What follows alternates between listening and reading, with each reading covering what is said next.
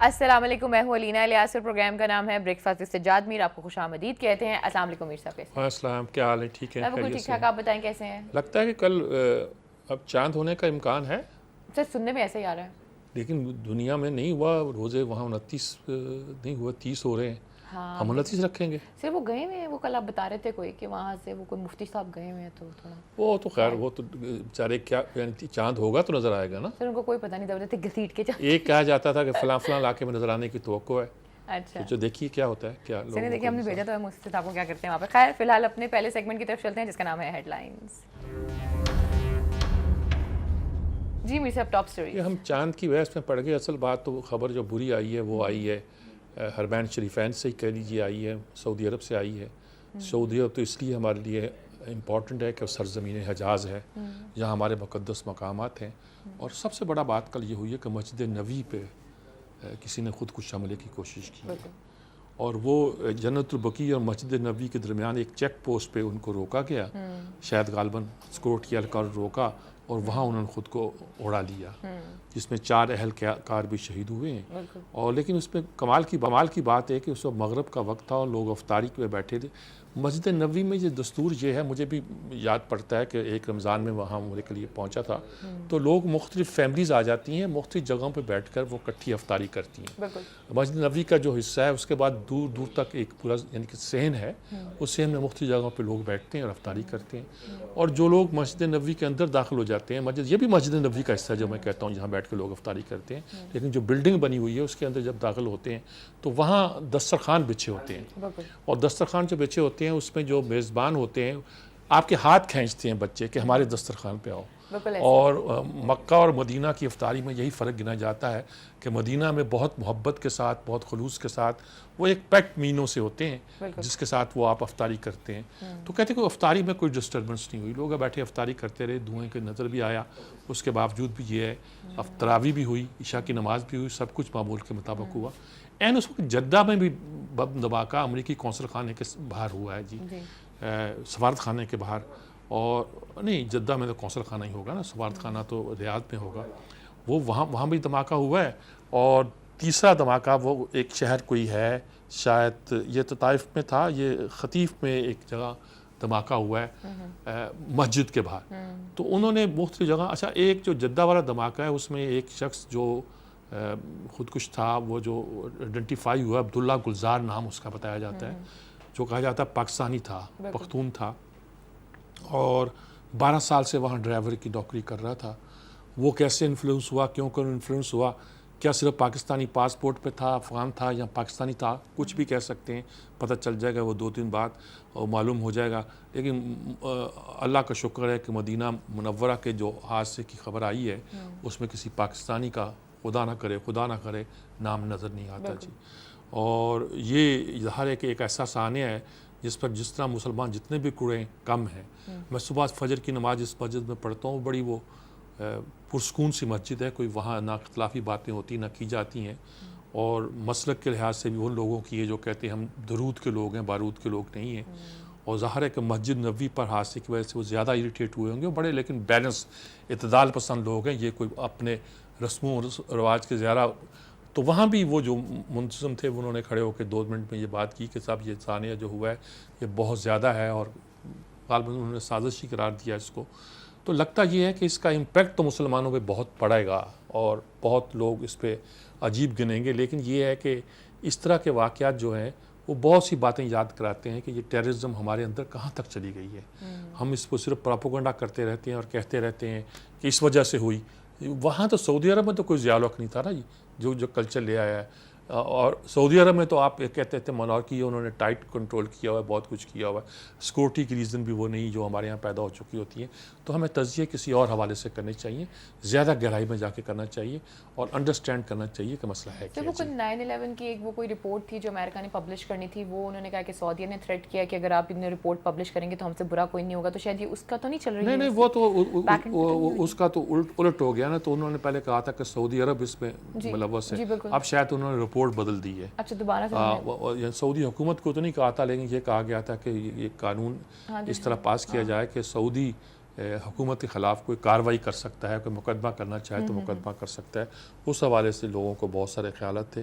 بہرحال یہ ایک بات ہے، اور جیسے کہ ہم نے کہا عید کا چاند نظر سعودی عرب میں بھی نہیں آیا، اور سنگاپور اب بہت سارے علاقوں کے نام ہے نیچے رینج پہ جہاں نظر آنے کا امکان تھا۔ پاکستان کے کچھ علاقوں میں کہا جا رہا ہے کہ اس کا امکان ہے۔ کل 4:31 میں چاند کی پیدائش جسے کہہ لیجیے وہ ہو گئی تھی، یعنی ہمارے افق پہ آ گیا تھا، لیکن دل کی روشنی میں تو وہ نظر نہیں آتا نا جی۔ اور وہ ہمارے ہاں اصول یہ نہیں ہے کہ چاند افق پر موجود ہوگا تو وہ نیا مہینہ شروع ہوگا، اصول رویت ہلال کمیٹی رویل ہلال کا ہے۔ رویت ہلال کا مطلب کہ چاند کو دیکھنا، چاند کو دیکھنا کا مطلب یہ نہیں ہے کہ جب آپ چاند کو دیکھ لیں گے تو شروع ہو جائے گا، مطلب یہ ہے کہ چاند کو دکھائی دینا چاہیے، یعنی کہ اس وقت جب سورج غروب ہو رہا ہو اس اندھیرے میں وہ چاند آپ کے افق پر اس ڈگری پہ موجود ہو کہ وہاں سے نظر آ سکتا ہو، یہ اصول ہے۔ اور اس میں کوئی نان سائنٹیفک سی بات نہیں ہے۔ کبھی کہتے ہیں چاند کی عمر 6 منٹ ہوگی، کبھی کہتے ہیں 10 منٹ ہوگی، کبھی کہتے ہیں اتنا عرصہ رہے گا، تو اس سے اندازہ ہوتا ہے کہ وہ اس وقت سورج کی روشنی پڑ رہی ہوگی کہ نہیں ہوگی۔ اگر نہیں پڑ رہی ہوگی چاند وہاں موجود ہوگا تو نظر آئے گا، اور دن میں تو روشنی میں تو نظر آنا کہ ناممکن سی بات ہے، اور ناممکن ہی دکھائی دیتی ہے۔ اچھا، وہاں سعودی عرب میں ایک بس کو حادثہ بھی ہوا ہے جس میں 13 لوگ شہید ہوئے ہیں اور 30 زخمی ہوئے ہیں، اللہ خیر کرے، پتہ نہیں کیا صورتحال ہے۔ ادھر بنگلہ دیش میں جو ایک پچھلے دنوں ایک واقعہ ہوا تھا، وہ ایک ڈپلومیٹک انکلیو کے اندر گھسنے کی کوشش کی تھی، اور وہ ریسٹورنٹ میں انہوں نے ہنگامہ کی سیج پہ رکھا تھا کئی آخر، تو اس پہ ایک بیان جاری کر دیا گیا تھا۔ انڈیا میڈیا نے بڑا شور مچایا تھا کہ بنگلہ دیشی انہوں نے کہا ہے کہ یہ پاکستان ملوث ہے۔ تردید آئی ہے کہ پاکستان نہیں ملوث اس میں۔ انہوں نے کہا جناب ہم نے ایسا کوئی بیان نہیں دیا، ایسی بات۔ اچھا، وہ کہہ نہیں سکتے۔ انٹرنیشنل نیو یارک ٹائم کی خبر جو ہے وہ اس بات کو ریویل کرتی ہے کہ اس میں جو لوگ پکڑے گئے ہیں وہ یعنی جو خود کش حملہ آور تھے، جو ان کی آئیڈینٹیفیکیشن ہوئی ہے، پکڑے گئے کہہ رہا ہوں میں، جو ان کی آئیڈینٹیفیکیشن ہوئی ہے وہ ایلیٹ کلاس سے تعلق رکھتے ہیں، وہ بنگلہ دیش کی اس کلاس سے تعلق رکھتے ہیں جو افلوئنٹ ہے، کھاتے پیتے لوگ ہیں، اور وہ وہاں کے اعلیٰ مدرسوں میں پڑھے ہوئے ہیں، وہاں کے ایچ ایس این میں پڑھے ہوئے ہیں، سمجھ لیجیے آپ۔ اور صرف یہ اعلیٰ مدرسوں میں پڑھے، انہوں نے یونیورسٹیوں کی تعلیم حاصل کی ہوئی ہے۔ یونیورسٹیوں کی تعلیم ہی نہ لیجیے گا بلکہ یہ کہیے گا کہ وہ غیر ملکی یونیورسٹیوں میں ہی پڑھ کے آئے ہوئے ان میں سے کچھ لوگ، اور جو 6 کے آدھے درجن کے قریب جو لوگ پکڑے گئے ہیں، اور اس طرح وہ فلوئنٹ ہے۔ ان میں سے ایک عوامی لیگ کے مقامی کوئی لیڈر کا بیٹا بھی ہے۔ اچھا، تو اس طرح کی ساری صورتحال بتاتی ہے کہ دیکھیے اگر یہ ٹیررزم یا جو بھی کچھ کہہ لیجیے، داعش نے پولیس نے تصویریں جاری نہیں کی، پولیس نے کچھ نہیں بجایا، داعش نے ان کی تصویریں جاری کی ہیں، اور جب داعش نے تصویریں جاری کی ہیں تو ان خاندانوں نے جو وہاں موجود تھے انہوں نے اپنے بچوں کو پہچانا اور بتایا کہ یہ تو ہمارے بچے ہیں، تب معلوم ہوا کہ کس کلاس تعلق رکھتے ہیں۔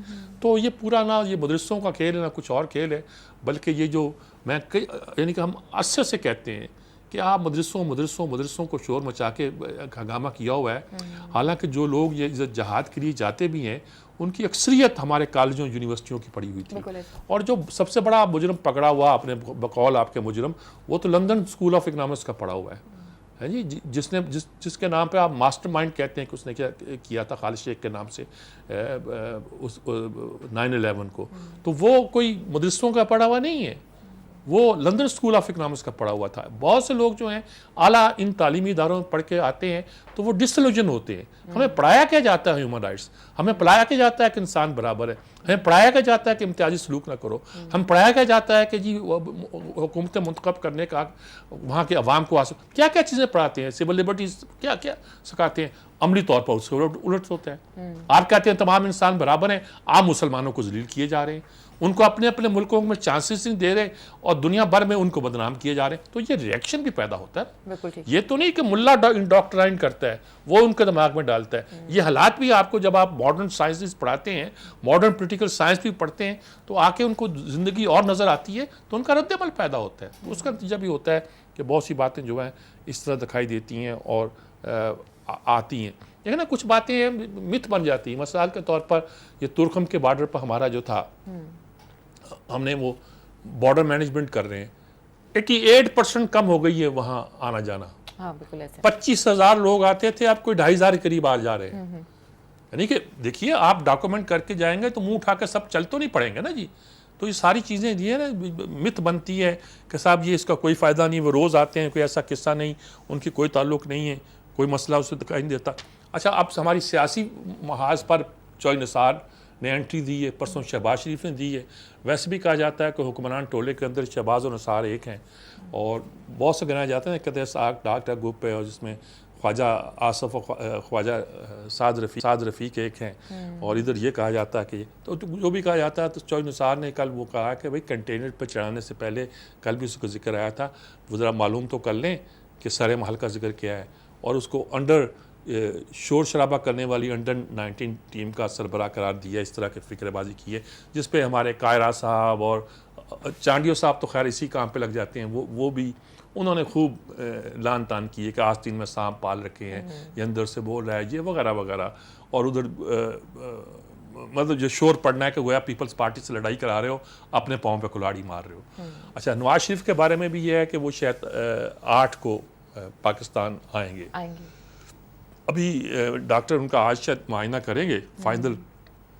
ایسی صورت میں غالباً انہوں نے سوچا ہوگا کہ عید کی حبر ڈبر میں جانے کے بجائے سکون کے ساتھ جایا جائے, ورنہ لوگ تو گلے ملنے بہت سارے آ جائیں گے, اور سینہ ہی تو زخمی ہوتا ہے, تو اس میں بڑی پرابلم پیدا ہو سکتے ہیں. جہاں کچھ اور بھی حکمت ہوگی, یہ تو میں ایسے لائٹ موڈ میں کہہ رہا ہوں. ایک رابطے حکومت کے اور بھی ہوئے ہیں, وہ ہے خورشید شاہ صاحب سے پتہ کیا کہ مجھ سے ساگ ڈار نے فون کیا الیکشن کمیشن کے آخر سربراہ کو مقرر یعنی صوبوں میں مقرر کرنا ہے, تو بھی کوئی فیصلہ کریں کیا کرنا ہے, کنسنسس کے ساتھ ہوتا ہے. تو انہوں نے کہا میں 11 جولائی کو واپس آؤں گا تو بیٹھ کے کر لیں گے. مطلب یہ الیکشن کمیشن کا مقرر ہونا بھی بہت ضروری ہے. اس کے ارکان جب تک مکمل نہیں ہوتے, الیکشن کمیشن مکمل نہیں ہوتا, الیکشن کمیشن مکمل نہیں ہوتا تو کسی کی جو پٹیشن پینڈنگ پڑی ہے وہ بھی نہیں سنی جا سکتی. تو سارا معاملہ جو ہے لگا کہیں گے کہ الیکشنز نہیں کرائے جا سکتے, الیکشن بھی نہیں کرائے جا سکتے. اور یہ جو پینڈنگ پڑی ہوئی پٹیشن ہے عمران خان نے بھی کی ہے, پیپلز پارٹی نے بھی کی ہے, وہ بھی نہیں ہو سکتی. تو اس لیے یہ سارا ہو سکتا ہے کہ اب ایک قصہ اور ہے چھوٹا سا, چھوٹی چھوٹی خبریں جلدی سے کر رہا ہوں. حقانیہ مدرسہ حقانی جو ہے, حقانیہ جو ہے اکوڑا کھٹک والا جس کو 30 کروڑ روپے, تو وہاں اب عمران خان نے کہا ہے کہ صاحب یہ جو ہے یہ ثوابدیدی اختیارات استعمال کیے ہیں چیف منسٹر نے, لیکن ٹھیک ہی ہیں بھائی 22 لاکھ طلباء کا بھی آخر کوئی حق پہنچتا ہے ان کو بیان کیا جائے. بہرحال میں نے پوچھا ہے ان سے کہ یہ کیوں, اب وہ ذرا اپولوجیٹک سے ہوتے دکھائی دیتے ہیں. ادھر پشاور میں ان کو ایک چاچا نور دین نے کوئی کپتان چپل کے نام سے چپلیں 5 پیش کی ہیں. عمران کو چپل پہننے کا شوق ہے نا پٹھانوں کی طرح, بڑے مزے کی چپلیں پہنتے ہیں, تو اس نے کوئی چپلیں ڈیزائن کی ہے, 5 چپلیں پیش کی ہے, کپتان چپل نام رکھا ہے. میرا خوب چلے گی, تصویر بھی چھپ گئی, چپلیں پیش کی.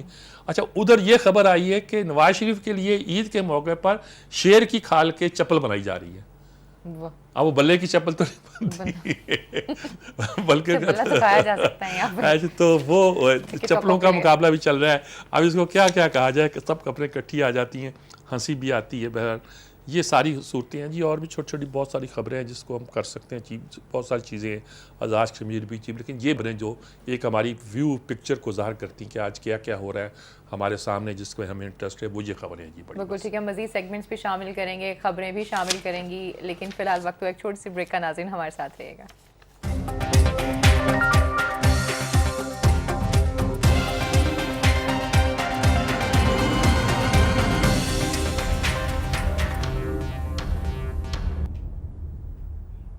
ویلکم بیک ناظرین, پھر آپ کو خوش آمدید کہتے ہیں اور اپنے اگلے سیگمنٹ کی طرف چلتے ہیں جس کا نام ہے انسائٹ. جی میر صاحب, آرٹیکلز. میں افتخار گیلانی کا پہلا آرٹیکل جو کچھ بھی, یہ آج کل بہت اچھی ڈیٹیلز دیتے ہیں بہت سی چیزوں کی, انڈیا کے حوالے سے بھی, کشمیر کے حوالے سے بھی, کچھ ایسی سچویشن جس کا ہم اندازہ نہیں کر سکتے. ہم انڈیا کو اپنا دشمن تو کہتے ہیں, لیکن ہمیں انڈیا کے بہت سے علاقوں کے بارے میں بہت سی باتوں کا علم نہیں ہوتا جو ان کی باتوں سے معلوم ہوتا ہے. کہاں مسلمان کیا رول ادا کر رہے ہیں, کہاں کون سی فیکٹر جو ہیں کام کر رہے ہیں. خود کشمیر کے بارے میں مثلا آج انہوں نے آرٹیکل جو ہے کشمیری مہاجرین بھارتی حکومت کا دورہ رویہ, کہ 90s میں وہاں جب پنڈتوں نے ہجرت کی اور جس کا بڑا عالمی شہرت ہوئی, وہاں کچھ مسلمانوں نے بھی ہجرت کی اور جموں کے دوسرے علاقوں میں بات ہو گئے, اور اس وقت 51,000 پنڈت تھے, انہوں نے ہجرت کی تھی جو ان کے سرکاری اعداد و شمار ہے, اور 3,000 مسلمان تھے. اب پنڈتوں کے لیے تو بڑا اچھا, یہ 2 طرح کے ہجرت کرنے والے, یہ تیسری طرح کے اور بھی تھے جن کا کبھی تذکرہ نہیں آیا. یہ وہ لوگ تھے جو لائن آف کنٹرول کے قریب آباد تھے. ان لوگوں کو مجبور کیا گیا, گاؤں کے گاؤں خالی کرائے گئے کہ گاؤں خالی کریں, اور کیونکہ ہم نے یہاں سیکورٹی مسائل جیسے ہوتا ہے کہ جنگ شروع ہو گئی گاؤں خالی کرائے جائیں، تو اس میں وہ لوگوں کے لیے کوئی رستہ نہیں تھا، وہ پار کر کے سرحد آ گئے وہاں آزاد کشمیر میں. یہ آزاد کشمیر میں کشمیریوں کی ہجرت کا پہلا. اچھا اب ان کی آبادیوں کو کس طرح دیکھتے ہیں؟ اس میں 75,000 پہاڑی ہیں. آپ کہیں گے پہاڑی؟ مظفر گڑھ ان سب لوگوں میں جو پہاڑوں میں رہتے ہیں انہیں پہاڑی کہتے ہیں. 15,000 گجر ہیں وہاں، ایک پوری ویلیز میں کچھ چلنے والے ہوں گے، وہ سارے گوالے ہوں گے، گجر ہوں گے، ان سے تعلق ہوگا.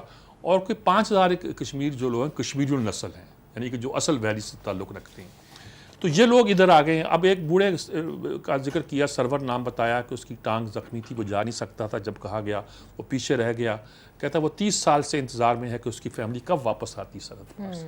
کسی نے ان کے بارے میں نہیں سوچا. نہ پاکستان انڈیا جب مذاکرات کرتے ہیں تو یہ لوگ جو مجبوری کے تحت لائن آف کنٹرول پار کر کے پاکستان کے علاقے میں آنے پر مجبور کر دیے گئے تھے، ان کی جو فیملی ادھر رہ گئی ہے وہ ان سے بچڑ چکے ہیں.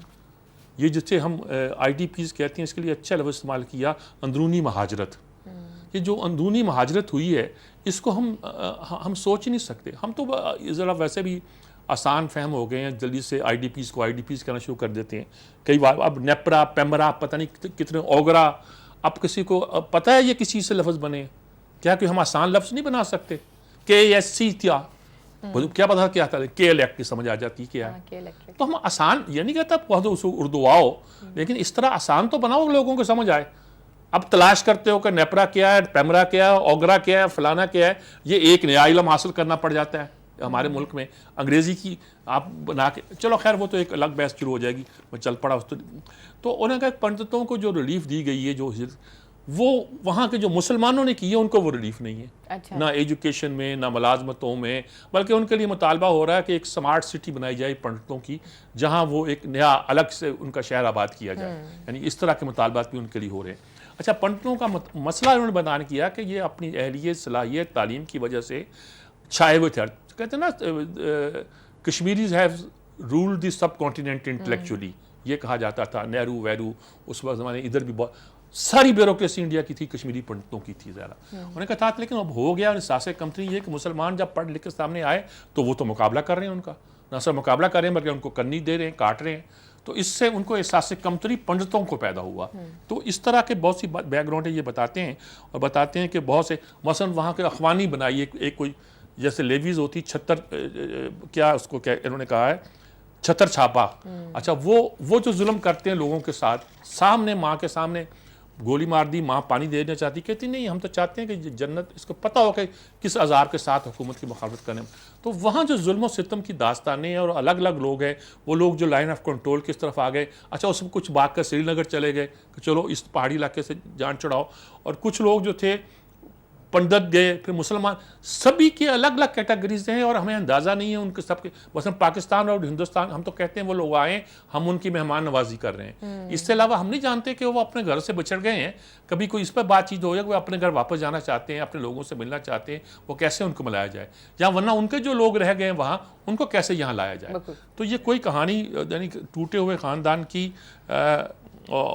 کہانی ہے جس کو ہم آسانی کے ساتھ سمجھتے نہیں ہیں. اچھا جب افتخار گیلانی کا جس دن آرٹیکل ہوتا ہے، اس دن ایک آرٹیکل ہمارے وہ کیا نام ہے ان کا جو ڈان میں لکھتے ہیں اسی بات پر، وہ دوسرا آرٹیکل پاکستانی ڈان کا نام ہے جی، نہیں وید پردھان نہیں، وہ جو وہ جوید نقوی صاحب، جی دیکھو نام یاد نہیں آ رہا تھا، وہ لکھتے ہیں. اچھا وہ ان کا ایک مخصوص انداز ہے، وہ دوسرا ذرا ایک سیکولر لبرل وہ اپروچ کرتے ہیں. وہ جاتے کہ مودی جا رہے ہیں جناب، ہم پتہ چلا کہ 9-10 کو ساؤتھ افریقہ جا رہے ہیں. اس سے ان کے دورے پہ کیا اثر پڑے گا، ان کو کیسے لیا جائے گا. گاندھی کی لیگیسی کیا تھی، گاندھی کے تو وہاں رہے ہیں، انہوں نے تحریک چلائی ہے، وہ کیا تھا. نہرو کا کیا تھا، نہرو کے ان کے ساتھ بڑے تعلقات رکھے، انڈین نیشنل کانگریس سے ان کے بڑے تعلقات تھے، ان کا کیسے استقبال کیا جائے. لیکن اسی موضوع پر ایک بہتر اور آسان آرٹیکل ڈاکٹر اسماعیل وادی نے لکھا ہے. اچھا یہ صاحب جو بھی ہیں یہ وہاں ساؤتھ افریقہ میں سیٹلر ہیں، انڈین ہیں. وہ کہتے ہیں مودی صاحب آ رہے ہیں، ان کا استقبال یہاں ٹھیک کیا جائے گا، کیونکہ یہ یہاں گجرال بھی آ چکے ہیں، سونیا گاندھی بھی آ چکی ہے، ان کے وہ ابوالکلام نہیں کیا نام ہے اس کا، یہ جو صدر تھے یہ عبد الکلام تھے کیا، عبد الکلام آزاد، ابو کلام تھے یہ تو وہ بھی جا چکے ہیں. تو فضا بھی سازگار ہے. پھر یہاں اس سے پہلے انڈینز جہاں آئے یعنی سب کانٹیننٹ سے لوگ پھر آ کے آباد ہوئے، خاص طور پہ گجرات کے لوگ تھے، اس نے بھی ذکر کیا جاوید نقوی نے بھی، گجرات کے لوگ تھے. اب کہتے ہیں وہ گجرات کے لوگوں کو تو ایک جو مودی کے معاملے میں ایک نیگیٹو امیج بھی ہوگا کہ مسلمان نام سے لگتے ہیں، تو انہوں نے کہا کہ ایک نیگیٹو امیج بھی ہوگا. وہ اس امیج کو کیسے فیس کرتے ہیں، کیا کرتے ہیں، یہ الگ بات ہے. لیکن ایک لمبی کہانی ہے ANC کی، کانگریس کے ساتھ بڑے برادران تعلقات تھے، اور نہرو بھی جو اصولی طور پر ایک طرح کا سیکولر ذہن رکھتا تھا، جو امتیازی سلوک کیا جاتا تھا ذات پات کا، اپارٹھیڈ کے، اس کے کیسے حق میں ہو سکتا تھا، تو وہ بھی اس کے خلاف تھا. اور گاندھی نے جو وہاں ایک تحریک چلائی تھی انڈینز لوگوں کے فائدے کے لیے اس زمانے میں، سن 20 کی یعنی پچھلی 100 سال پہلے، اور لیکن یہ وہاں تاثر یہی ہے کہ تحریک جو تھی وہ انڈینز جو وہاں سیٹل تھے ان کی حمایت میں تھی، لوکل آبادی کی اس میں نہیں تھی. تو یہ ساری چیزیں جو ہیں وہ یہاں کریں گی. اور اس وقت بھی معیشت کو بہت سے مسائل، وہاں انڈین کارکن کام کرتے ہیں آج بھی. پہلے وہ گنے کے کھیتوں میں کام کرنے کے لیے گئے تھے، اب وہ تو سیٹل ہو گئے انہیں کہ. لیکن یہ بات یاد رکھیے کہ یہاں جو لوگ یہاں سیٹل ہو گئے ہیں اور یہاں کے شہری ہیں، اب وہ واپس جانا نہیں چاہتے. یہ نہ سمجھیں کہ وہ آپ انڈیا کو واپس جائیں گے، وہاں انویسٹ کریں گے. اب ہمارا ملک جو ہے ساؤتھ افریقہ بھی ہے، یعنی کہ ڈائسپورا کا یہ ایشو کہ جو لوگ وہاں گئے کے آباد ہو کے وہاں کے شہری بن گئے ہیں اور برسوں سے رہ رہے ہیں، اب اس کو اپنا وطن سمجھتے ہیں. بہت سے لوگ پاکستان سے گئے، میں نے آسٹریلیا میں دیکھے 100 سال ہو گئے تو ان کو بھی اب وہاں کی آبادی کی طرح ہی رہتے ہیں. جن کی شادیاں آسٹریلین میں ہو گئیں وہ مسلمان اپنے آپ کو کہلاتے ہیں، لیکن آسٹریلی رنگ کے ہیں. جن کی فیوجیوں میں بڑی شادیاں ہوتی ہیں، ایک جزیرہ ہے، وہ ان رنگ میں ہیں. جن کی پاکستان میں ہو گئی وہ ان کا اپنا ایک مذہبی اور کلچر کا تہوار ہوتا ہے، لیکن وہ لوگ اپنے ہی وطن میں جو جس میں انہوں نے اڈاپٹ کیا ہوا اس میں سیٹ ہو جاتے ہیں. تو ویسے انہوں نے کہا واپس جانا کوئی نہیں چاہتا، لیکن ایک کہانی ہے اس طرح کی کہ اب وہ مودی جب یہ آ رہا ہے تو اس کو کچھ اگرچہ مسائل بھی فیس کرنا پڑیں گے. اور یہ کہ ایک بیک گراؤنڈ کانگریس کا ساتھ ان کی اچھی تھی، ہندوتا کے ساتھ اتنی اچھی نہیں بنے گی، لیکن یہ ہے کہ اس وقت چانسز بہت ہیں کہ ہم بہت کچھ وہ گین بھی کر سکتے ہیں. جی آج ایک آرٹیکل جی ارشاد عارف صاحب کا ہے کہ ایک پچھلے دن چھپا ہے کہ پاکستان کی جس طرح سوئز اکاؤنٹ ہے اس میں پاکستان کے 2 جرنیلز کے نام بھی ہیں، اور مشرف کا نام بتایا گیا اور کیانی کا نام بتایا گیا کہ ان کے بھی سوئز اکاؤنٹ ہے. تو انہوں نے کہا جی کچھ جیمز بی کریکٹن کے نام سے کچھ صاحب تھے جن کے نام سے یہ آرٹیکل چھپا تھا، اور اس کو انڈیا میں چھاپا گیا ہے، فائنینشیل ٹائم میں چھاپا گیا تھا. کہتا میں نے اب سارا تلاش کیا ہے اور تلاش کر کے میں تھک گیا ہوں، اس نام کا بندہ ہی کوئی نہیں ہے. جتنے بھی لسٹ ہے برطانوی جرنلس کے باہر سے تلاش کرو کہاں سے آیا ہے. اور ذرا غصہ انہوں نے دکھایا کہ اس میں انہوں نے لکھا کہ شریف کے مخالفین بھی جو کہتے ہیں وہ یہ پاناما لیکس میں ثابت نہیں کر سکے ابھی کہ ان کا نام موجود ہے، کہ وہ ال گاٹن منی سے بنائے گئے ہیں، یعنی کہ ایسی دولت سے بنائے گئے ہیں جو کہ ناجائز طریقوں سے حاصل کی گئی. انہوں نے کہا یہ ثابت نہیں ہو سکا. ویسے شاہ جی بات یہ ہے کہ یہ تو سچ مجھ ابھی ثابت ہونا ہے نا، یہ تو ثابت کر لیا ہے کہ کارخانے لگے ہیں، ان کمپنیاں بنائی ہیں، لیکن اس سے کہاں بنتا ہے کہ وہ جو پیسے تھے وہ ثابت کریں گے اپنے پورے اصولوں کے مطابق کہ ان ٹیکسوں سے بن کے اور یہاں سے فیکٹری سے پیسے نکال کے یہاں سے نکال کے یہاں جو دنیا میں کاروبار کرتے ہیں نا جی، یہ اس کلاس کے لوگ یعنی کہ جو بزنس کلاس یا انٹرپرینور کلاس ہے وہ سب کچھ رکھتی ہیں. ساگ ڈاٹ کے چوٹ کہتا ہے میرا ایک پیسہ ٹرانسپیرنٹ ہے، میں نے ٹیکس دیا ہے، اب میں نے بچوں کو گفٹ دوں یا چیریٹی دوں، کوئی مجھے روکنے والا کون ہوتا ہے. تو یہ انہوں نے بھی کچھ کیا ہوگا. اچھا اب بحث ہمارے پاکستان میں چڑھی، یہ تو خیر جملہ بہت تھا، لیکن یہ جو انہوں نے باہر نکالی کہ بھئی یہ بندہ ہے کون. اور لیکن اس ساتھ انہوں نے یہ لگایا کہ میں شریفوں کو جانتا ہوں، یہ اس قسم کا پراپوگنڈا کرنے کے بادشاہ ہیں، اس چکر میں خود کو پاناما لیکس کے معاملے سے بچانا چاہتے ہیں. یہ 2 باتیں جو انہوں نے کہیں، یہ ان کا اپنا پوائنٹ آف ویو ہے یا ان کا اپنا پرسیپشن ہے ان کے بارے میں، اس میں کوئی کمنٹ نہیں کرنا چاہتا. میں کسی کا بریف ہولڈ تو کرتا نہیں ہوں کہ میں ڈیفینڈ کروں شریفوں کو، یا میں کہوں کہ یہ ہماری دوسری پارٹیاں جو ہیں وہ بھی یہ خود فیصلہ کریں گے. آج اعجاز امیر صاحب نے جی آرٹیکل لکھا GHQ، 2 الگ چیزیں ہے لیکن مکس کی ہے. GHQ اور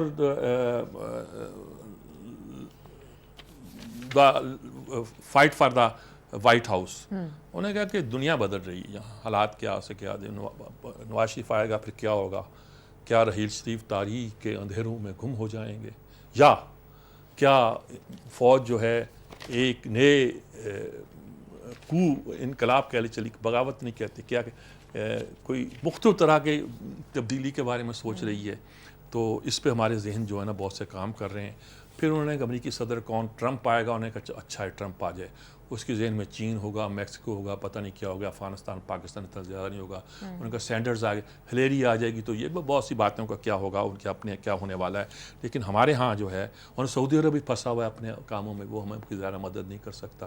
تو بھائی یہ ہے کہ یہ جب یہ نواز شریف آ رہا ہے تو کیا ہونے والا ہے. یہ بہت سے لوگوں کا ایک پوائنٹ ہے, مسئلہ ہے. لیکن مزے کی یعنی کہ ایک سچویشن, لوگ بہت سے سوال اب جہاں بھی جاتے ہیں یہی سوال کرتے ہیں کہ کیا ہوگا ان کے بعد, کیا واقعہ ہونے والا ہے, کیا نہیں ہونے والا. جی اچھا, آج ایک ہے ہیتھ جے پرنس کا آرٹیکل ہے کہ عرب سپرنگز کے نوجوانوں کو کیا دیا. یہ بڑی ایک دلچسپ سٹڈی ہے. اس میں ایک آرٹیکل اور بھی تھا کہ بھئی یہ جو عرب سپرنگ ہوا تھا, نوجوانوں نے کہا تھا کہ جو بھی سسٹم ہمارے یہاں رائج کیا ہوا ہے, جو گروتھ ہو, نوجوانوں کو امپلائمنٹ نہیں مل رہی. دیکھیں پہلے تو آپ وہاں کے لوگ ان پڑھے لکھے نہیں تھے, ان کو آپ جاتے تھے, آپ کہتے تھے کہ سعودی عرب, کویت, یہ سب ملک تھے, وہ کہتے تھے کہ یہ چلو تم ٹیکسی ڈرائیور کا لائسنس لے لو, تمہیں اتنے 1000 گھر مل جائیں گے. اب وہ کہتے ہیں ہمیں نوکریاں دو. آپ پروڈکٹیو ہو گئے ہیں, پڑھ کے آ گئے ہیں, پڑھ لکھ گئے ہیں. تو وہ عرب لیگ جو اسپرنگ تھا وہ اسی بات پہ تھا کہ بھئی ہمیں جو انٹرنیشنل سسٹم بنا رکھا ہے, ہمیں کچھ نہیں ملتا, ہمیں وہ دو. انہوں نے کہا اب جو سسٹم, اب اس کے بعد 5 سال نوجوان کہتا ہے ہمیں تو کچھ نہیں ملا, وہیں کا وہیں کھڑے ہیں. اور ان کی فرسٹریشن ویسے کی ویسی ہے. یعنی کہ جو یوتھ کی فرسٹریشن تھی وہ اس میں فرق نہیں آیا. اب جو نئی مینجمنٹ IMF کے تحت یا دوسرے اداروں کے تحت ان کے کہنے پر وہاں کی جا رہی ہے, معاشی ترقی کے ساتھ ساتھ جو وہ نوجوانوں کے لیے امپلائمنٹ پیدا نہیں کرتی. ہمارے یہاں بھی یہی مسئلہ ہے نا, آپ کو پیسہ تو, لیکن نوجوانوں کے لیے امپلائمنٹ تو نہیں, کوئی ڈے کارخانے تو نہیں لگے ہمارے یہاں. یہ 4 سال 5 سال میں مسئلہ بند ہوئے ہیں, وہ ان کا کیا علاج کیا جائے گا. اور انہوں نے کہا کہ وہ کہتا ہے کہ ہمیں کوئی سیاست ویاست نہیں چاہیے, ہمارے حالات بدلو. تو یہ عرب جو نوجوانوں کی عرب سپرنگ تھا, وہ اب یعنی کہ ویسے کے ویسے ہیں, ان امپلائمنٹ ویسی ہے, ویسے کا ویسا ہی جیسے ہیں. جب تک حکومتیں اپنے منصوبے اور پروگرام بدلتی نہیں ہیں تو اس بات کی توقع نہیں ہے کہ وہاں کوئی معنی خیز تبدیلی جو آ سکے. عرب سپرنگ اب ایک ایسا بات بن گئی ہے جس سے برطانیہ نے بریکسٹ کا فیصلہ کیا کہ ہم باہر نکلنا چاہتے ہیں. انہوں نے کہا یہ جنہوں نے فیصلہ کیا, عرب سپرنگ کی طرح ایک ابال آیا تھا, سوچا کہ ایسی تیسی ان کی یورپی یونین کی ہم باہر ہوتے ہیں کیا, لیکن اس کے بعد کیا ہوگا یہ سوچا نہیں تھا کسی نے. تو یہ عرب سپرنگ اب ایک نیگیٹو معنوں میں بھی استعمال ہونے لگا ہے, اور لوگ اس کو اس طرح بھی لیتے ہیں کہ کیا فائدہ ہے ایسے ابال کا. میں دھرنوں کی بات نہیں کر رہا, اپنے ہاں ابال کی بات کر رہا ہوں جس سے کچھ حاصل نہ ہوتا ہو اور کچھ ہم پا نہ سکتے ہوتی. بہرحال یہی آرٹیکلیں ایک چھوٹا سا تھا, اور وہ ذکر کر دیا موڈی کے وزٹ کا, 2 آرٹیکل اکٹھے کر دیے تھے. بہرحال یہی آج کے آرٹیکل ہیں. اب ہم اگلے سیگمنٹ. جی بالکل, ہم بریک کی طرف جا رہے ہیں, اگلے سیگمنٹ کی طرف بھی چلیں گے, لیکن اس سے پہلے لیں گے ایک چھوٹی سی بریک. اسٹے ود اس.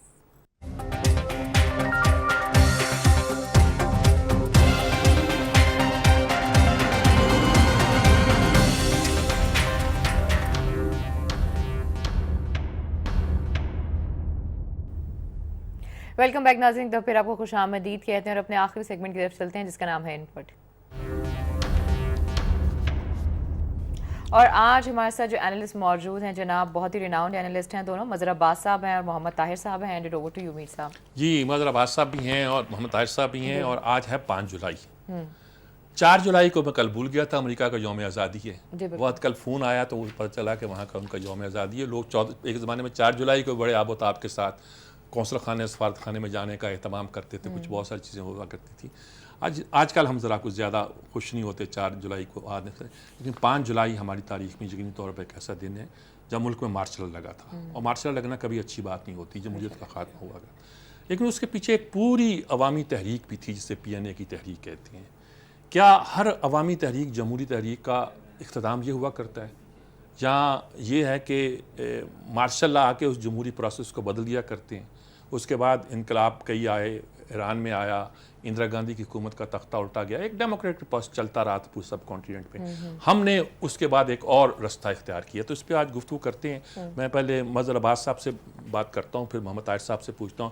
جی مظہر عباس صاحب, 5 جولائی ہے آج, ہم اس سے پہلے آپ دونوں بات بھی کر چکے ہیں ایک پروگرام میں, اب آپ کیا کہیں گے اس پہ؟ دیکھیے میر صاحب, جس طرح آپ نے اپنے ابتدائی میں کہا کہ 5 جولائی کو مارشل لا لگا اور اس کے پیچھے ایک بڑی عوامی تحریک تھی, یقیناً اس دوران بڑی سیاسی غلطیاں بھی تھیں. اس پورے اگر ذوالفقار علی بھٹو کے دور میں دیکھیں تو ہمیں سیاسی عدم برداشت بھی نظر آتا ہے حکمرانوں کا, بھٹو صاحب کا. لیکن کیا یہ ساری چیزیں جواز پیدا کرتی ہیں ایک طویل ماشاء اللہ کا؟ میرا خیال ہے نہیں. اور جب جنرل ضیاء الحق نے اقتدار سنبھالا تو انہوں نے خود بھی یہ بات کی کہ وہ 90 روز کے دوران کے عرصے میں انتخابات کرا کے واپس چلے جائیں گے.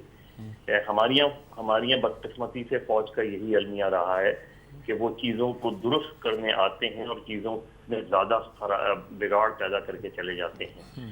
5 جولائی 1977 کو مارشل لا کے بعد اگر فوراً انتخابات ہو جاتے تو میرا خیال ہے صورتحال میں بہت حد تک بہتری آتی.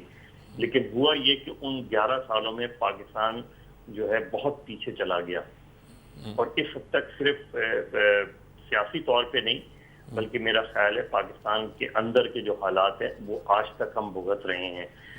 تو صرف 5 جولائی 1977 کو ایک بیک گراؤنڈ میں نہیں دیکھنا چاہیے. 5 جولائی 1977 کے بعد جو کچھ ہوا وہ بہت ہی خوفناک صورتحال ہے. ذوالفقار علی بھٹو کا قتل جو آج تک اس کو عدالتی قتل کہا جاتا ہے, اور ایون ادروائز اگر آپ دیکھیں کہ جو جواز پیدا کیا گیا اس کے بعد انتخابات ملتوی کرنے کا وہ کوئی جواز نہیں تھا.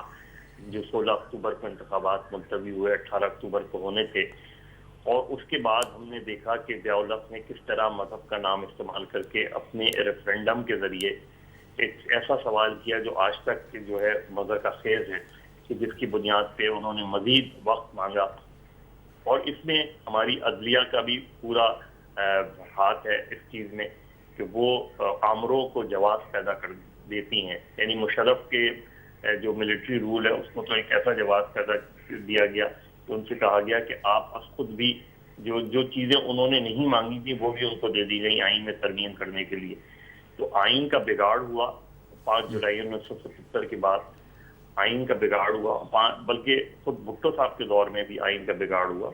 لیکن آئین کو سسپینڈ کیا گیا اور اس کے بعد اس میں ترامیم لا کے ماشاء اللہ کو مزید تقویت دی گئی. سیاسی طور پہ ہم تقسیم ہو گئے. برادری کے اندر جو نظریاتی سیاست تھی وہ دم توڑتی چلی گئی اس دوران. تو ہم بنیادی طور پہ آج جس چیز کی سٹرگل کر رہے ہیں وہ یہی ہے کہ ہمارے یہاں جو بھی سیاسی لیگیسیز آ رہی ہیں وہ بدقسمتی سے انتہائی امیچورڈ ہیں, اور وہ ایک طرف خاندانی وارثوں کے سپرد ہے سیاست, اور دوسری طرف ایسے لوگوں کے سپرد ہے سیاست کہ جو اپنے علاوہ کسی دوسرے کو اپنا پارٹی کا سربراہ نہیں دیکھنا چاہتے. تو صرف فیملی لیگیسی ہی نے ہمیں پرابلم نہیں دی بلکہ پولیٹیکل لیگیسیز نے بھی ہمیں پرابلم دی, اور سیاسی جماعتیں اپنے اندر جمہوریت لانے میں ناکام ہو گئی. اور آج ہمارا سب سے بڑا جو جمہوریت کو خطرہ ہے وہ جو غیر آئینی یا غیر دوسری قوتیں ان سے نہیں ہے. سب سے بڑا خطرہ یہ ہے کہ ہم نظریاتی سیاست سے بہت دور چلے گئے, اور پاکستان میں اس وقت جو دنیا بھر میں بلکہ اور پاکستان میں خاص طور پہ جو انتہا پسندی ہے, جو دہشت گردی ہے, جو ہم تعلیمی لحاظ سے پیچھے چلے گئے ہیں, ہر لحاظ سے پیچھے چلے گئے ہیں, وہ اس میں کہیں نہ کہیں 5 جولائی 1977 کا عمل دخل شامل ہے. ٹھیک بات. طاہر صاحب آپ نے ساری گفتگو سنی, میں اس پہ کوئی کمنٹ نہیں کرتا. میرا پوائنٹ آف ویو ویسے بھی بڑا واضح ہے, کوئی چھپا ہوا نہیں ہے, لیکن میں آپ سے پوچھنا چاہتا ہوں کہ آپ اس کو کیسے دیکھتے ہیں؟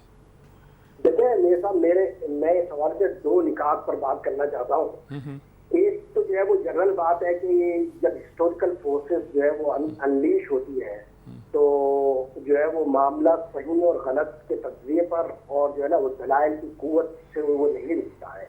یہ جو ہسٹوریکل فورسز تاریخ میں جب جو ہے وہ انلیش ہوئی ہے تو اسے کبھی بھی صحیح اور غلط کے تناظر نے نہیں روکا ہے. یہ اپنا راہ خود دیتی ہے, پانی کا بہاؤ ہوتا ہے. ایک تو معاملہ یہ ہے. دوسری بات یہ کہ دیکھیں پاکستان میں کوئی 5 جولائی کو صرف مارشل لا نہیں آیا ہے اور ہماری تاریخ 5 جولائی سے شروع نہیں ہوتی ہے. اس سے پہلے بھی ایک مارشل لا آیا ہے اور وہ جو مارشل لا تھا ہمیں اس مارشل لا کے خلاف جو ایک تاریخ ملتی ہے وہ ساری جو فورسز تھی یعنی جو دائیں بازو کی فورسز تھی وہ کچھ اس سے پہلے والے مارشل لا کے ساتھ نہیں تھی. تو ہمیں ایک پوری جو ہے نا وہ مطلب ایک ورثہ ملتا ہے وہاں کا بھی. تو ہمارے یہاں اصل میں خاص تناظر میں 5 جولائی کو لیا جاتا ہے. آمریت کی کوئی ذی شعور آدمی آمریت کی حمایت کر ہی نہیں سکتا. اور 200-300 سال کی جو نیشن اسٹیٹ کی تاریخ ہے اس میں آمریت کو عوامی ضمیر نے مسترد کر دیا ہے بڑے پیمانے پر. تو جس چیز کو بڑے پیمانے پر مسترد کر دیا گیا وہ اگر آ جائے تو اس کا مطلب یہ ہے کہ جس نظام کو آپ قبول کر کے بیٹھے ہیں وہ نظام ناکام ہو رہا ہے تو وہ اس قسم کی چیزیں آتی ہیں.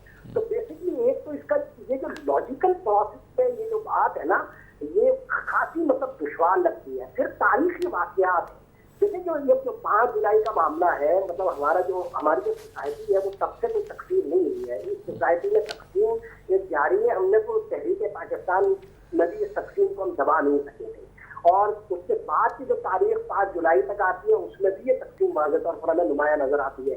مسئلہ یہ ہے کہ ہم اس تاریخ سے یعنی جو اپنے تاریخی تعصبات ہیں اس کو سمجھنے کی کوشش کرتے ہیں اور اس کو جو ہے نا وہ مطلب ابھارنے کی کوشش کرتے ہیں. آمریت جو ہے اس کی مخالفت اس امتیاز اور اختصاص کے بغیر ہونی چاہیے کہ جس کا ذمہ دار تو دائیں بازو کا آدمی تھا یا بائیں بازو کا آدمی تھا. جنرل ایوب خان, جنرل ضیاء الحق اور جنرل پرویز مشرف اور جنرل یحییٰ خان ان چاروں میں سب سے زیادہ نفرت جو ہے وہ جنرل ضیاء الحق کے حصے میں کیوں آئی؟ مطلب اس کا کوئی پس منظر ہے نا, اس کا کوئی پیش منظر ہے, اس کا کوئی تہی منظر ہے نا. تو جب تک ہم تعصبات کی محنتوں کو اتار کر اس معاملے کا ایک صحیح سیاق و سباق میں تبدیل نہیں کریں گے اور چاروں مارشل لاؤں کے حوالے سے ہم اپنے اصول جو ہے وہ بالکل واضح نہیں کر پائیں گے اس وقت تک اس پر جو ہے وہ جوابی آرگومنٹ پیدا ہوتا رہے گا جس کو ادا کرتے ہوئے یا جس کو بولتے ہوئے کوئی خوشی نہیں ہو رہی ہے. یعنی جنرل ضیاء الحق کی جو تاریخ ہے خود مطلب دونوں طرف سے ڈسکرائب ہوتی ہے اور الگ الگ طرح سے مطلب بیان کی جاتی ہے. تو میرا نقطۂ نظر یہ ہے کہ مطلب ہمارے یہاں جنرل ایوب خان کا بھی مارشل لا تھا, جنرل پرویز مشرف کا بھی مارشل لا تھا اور جنرل پرویز مشرف کے دور میں جو ہے وہ لوگوں کے ہاتھ ہم نے اپنی آنکھوں سے دیکھے دعاؤں کے لیے کم اٹھے اور بد دعاؤں کے لیے زیادہ اٹھے ہیں. اور مطلب وہ تاریخ بھی اتنی بھیانک ہے مگر ہم لوگ اس پر کم گفتگو کرتے ہیں. یہ جو جنرل ضیاء الحق کی مخالفت میں ایک خاص قسم کی لیگیسی پیدا کی گئی ہے, آرگومنٹ کا ایک خاص طوفان پیدا کیا گیا ہے, اس پر ایک خاص قسم کا لٹریچر پیدا کیا گیا ہے, یہ سب باعث ہے. یہ اقتدار کی جنگ تھی جس میں سب لوگ مارے اور برباد ہوئے. وہ چاہے جو ہے وہ بھٹو ہو, وہ چاہے یہ لوگ ہو, یہی لوگ اقتدار کی جنگ لڑتے ہیں, یہی لوگ اقتدار میں مارے جاتے ہیں. جو ہمارے ہیروز ہیں, جو ہمارے اصل لوگ ہیں وہ بہت معمولی لوگوں میں ہیں. مگر عباس صاحب ہمارے ہیرو ہیں. اس قسم کے صفوں میں ہمارے ہیروز ہوتے ہیں, ان صفوں میں ہمارے کوئی ہیروز نہیں. آپ کی بات درست ہے لیکن بات یہ ہے کہ آمریت جیسے آپ بھی کہہ رہے ہیں, مظہر عباس بھی کہہ رہے ہیں, کسی شکل میں بھی ہو اس کو ایکسیپٹیبل نہیں گنا جانا چاہیے. اب یہ کہ میرا امر ہے کہ تیرا امر ہے, یہ اگر بات ہے کہ مائی ڈکٹیٹر یور ڈکٹیٹر, تو پھر بات اور ہو جاتی ہے. مجھے وہ پسند ہے, اسے وہ پسند ہے, جس طرح سیاست میں کسی کو ایک پسند ہے. میں اس کی دوسری بات کرنا چاہتا ہوں, مظہر عباس صاحب سے پوچھنا چاہتا ہوں. ہم عموماً کہتے ہیں کہ جو ہماری دہشت گردی کا جتنا کلچر پاکستان وغیرہ میں آیا ہے اس پر بھی لگا دیتے ہیں, ہم ضیاء الحق کا نام لگا دیتے ہیں, کبھی کچھ اور باتیں بھی لگا دیتے ہیں, وہ ریلیونٹ ہو جاتی. یہ میں اس میں عموماً کہا کرتا ہوں ایک بات کہ یہ تو وہ فنومینا ہے کہ جو دنیا بھر میں پیدا ہو رہا ہے اور شاید دنیا اس کی ریزن تلاش کرنے کی بجائے اس کو لوکلائز کر دیتی ہے. اب سعودی عرب میں جو آج ہوا ہے اس کو کیا کریں گے, کیا انٹرپریٹ کریں گے اس کو؟ دیکھیے میر صاحب, اس کی ایک بنیادی دیکھیے وجہ ہے کہ کیوں 5 جولائی 1977 باقی ادوار سے مختلف ہے. آمریت کسی بھی شکل کی ہو, جس طرح ابھی طاہر صاحب نے بھی کہا, وہ ظاہر ہے وہ کسی بھی طریقے سے کسی ایک جمہوری ذہن رکھنے والے آدمی کو قبول نہیں ہے, کیا وہ چاہے وہ سویلین حکومت کے دور میں ہو یا فوجی حکومت کے. لیکن 5 جولائی 1977 کے میں تو اس بات یہ کہہ رہا ہوں کہ اگر وہ 90 روز کے اندر انتخابات ہو جاتے تو صورتحال تبدیل ہو جاتی. دیکھیے اکتوبر 77 میں انتخابات کیوں ملتوی ہوئے، یہ سب کو پتا ہے کہ اس وقت یہ رپورٹس پیش کر دی گئی تھی کہ اگر انتخابات ہوتے ہیں تو پاکستان پیپلز پارٹی ایک مرتبہ پھر انتخابات جیت جائے گی، جس سے جنرل ضیاء الحق خوفزدہ ہو گئے تھے، اور اس کی بنیاد پہ، ورنہ کوئی دوسرا جواب اس میں مظہر عباس صاحب کوئی شک نہیں ہے کہ اگر اس وقت الیکشن ہوتے تو پیپلز پارٹی جیت جاتی، اور اس میں مجھے کوئی شک نہیں ہے، میں اس زمانے کا بالکل عینی شاہد ہوں کہ اگر کوئی دھاندلی جو ہوئی تھی اور یقینی طور پہ ہوئی تھی وہ نہ ہوتی تو بھی پیپلز پارٹی جیت جاتی.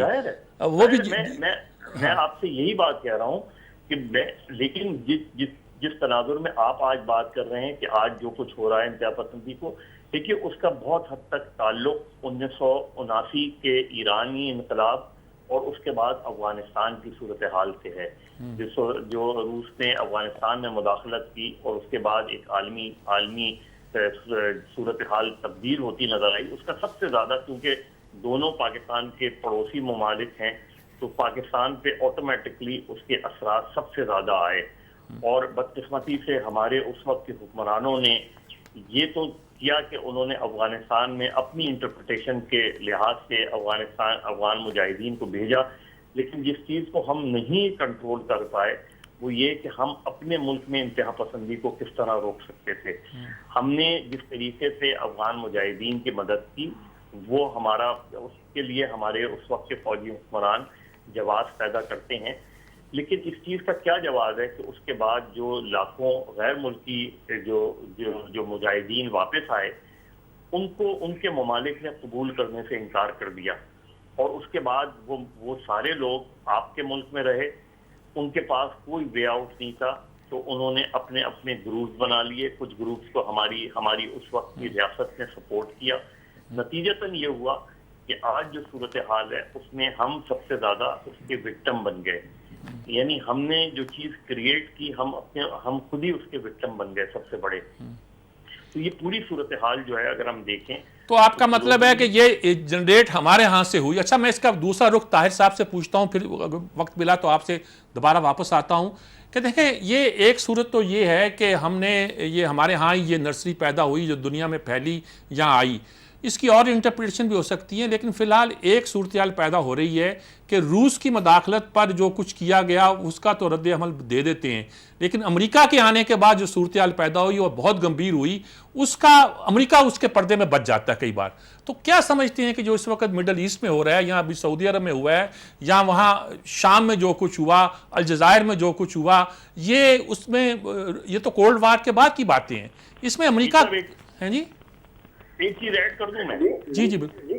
دیکھیے اگر آپ ذوالفقار علی بھٹو کے پیریڈ کو بھی دیکھیں تو اس میں جو عالمی قوت تھی اور جس میں ظاہر امریکہ سب سے زیادہ وہ تھا، پورا وہ شروع ہوتا ہے جب بھٹو اس وقت تھرڈ ورلڈ پاور بنی، اس وقت اسلامک بلاک بنا، اور جس کو امریکہ نے قابل قبول نہیں کیا.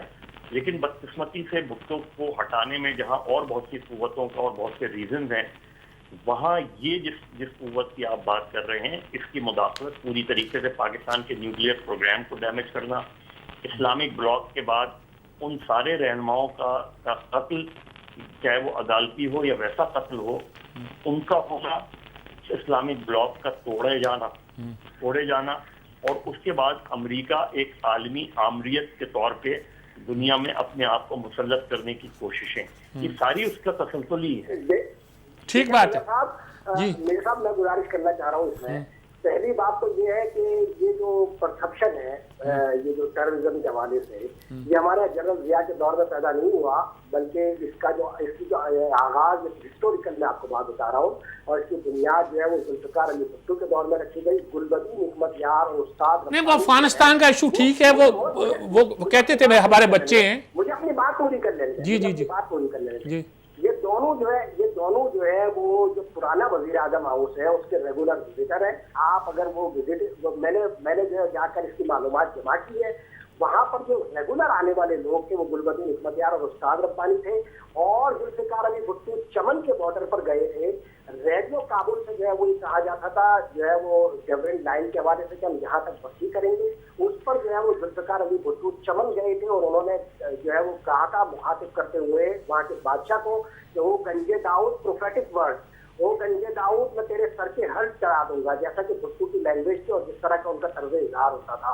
तो ये जो है वो तारीखी हक़ाइक़ है, ये पॉलिसी स्टेट ने बनाई थी जिसमें जो है वो, और जिसका भी दौर होता इर्रिस्पेक्टिव, चाहे वो ज़ियाउल हक का दौर था या जो है वो भुट्टो का दौर था या किसी जिम्मा भुट्टो खैराती जुमेराती शफराती का दौर होता, यही पॉलिसी बनती और यही पॉलिसी बन सकती। अच्छा, ये तो बहस हम, मैंने कहा ताहिर साहब मैं इसको बजाय मैं एक क्यों वक्त कम है, मैं आपसे ये पूछना चाहता हूँ कि जब इंटरनेशनल अब जो फिनोमेना पैदा हुआ है इसमें कितनी इंटरफेरेंस जो अमेरिकन ने, वो कहते हैं जी दहशत गर्दों को तो मारा उन्होंने, दहशत गर्दी को खत्म नहीं कर सके। मैं बता रहा हूँ, देखिए मैं आपको बताऊं, इस पर तो जो है ना वो तारीखी हक़ाइक़ पर मबनी इतनी जानदार और शानदार किताबें सामने आ गई है कि अब ये मौक़िफ़ हमारे यहाँ जो है ना वो अंडर मैट्रिक जहन के जो लोग हैं ना वही बयान करते हैं। मसलन विलियम बुलम की किताब है, आप देखें उसमें रोग साहब मुझे आप नोम चॉम्स्की की किताब है, जो है उससे ये सारे हक़ाइक़ बयान किए कि अमेरिका ने टेररिज्म की पूरी तारीख कैसे पैदा की है और किस तरह टेररिस्ट पैदा किए हैं। तो ये पूरी एक तारीख है और आज भी हम जो देख रहे हैं डार्क साइड ऑफ डेमोक्रेसी, आप बुक देखें, वो बताते हैं कि जो है वो 20 करोड़ इंसान जो है वो जिस मॉडर्न स्टेट की जो है वो हिस्ट्री में कत्ल हुए हैं और इसमें जो मुसलमान और पाकिस्तान का कोई हिस्सा नहीं है हुजूर। चलिए ठीक है ताहिर साहब, इस पे हम बात करेंगे, लेकिन वक्त चूंकि बिल्कुल ख़त्म हो गया, आखिरी लम्हों पे हैं, इसलिए हम आपसे इजाज़त चाहते हैं। आप भी बहुत अच्छी गुफ्तगू कर रहे थे, मज़हर अब्बास साहब ने बहुत रहनुमाई की, हम चाहते थे कि इस बहस को लंबा करें लेकिन वक्त हमारे पास बहुत कम होता है। बहुत शुक्रिया आप दोनों का। जी वंस अगेन बहुत बहुत शुक्रिया आप तीनों का। मुझे और मीर साहब को इजाज़त दीजिए, अपना बहुत ख्याल रखिए, कल दोबारा मुलाकात होगी, तब तक के लिए अल्लाह हाफ़िज़।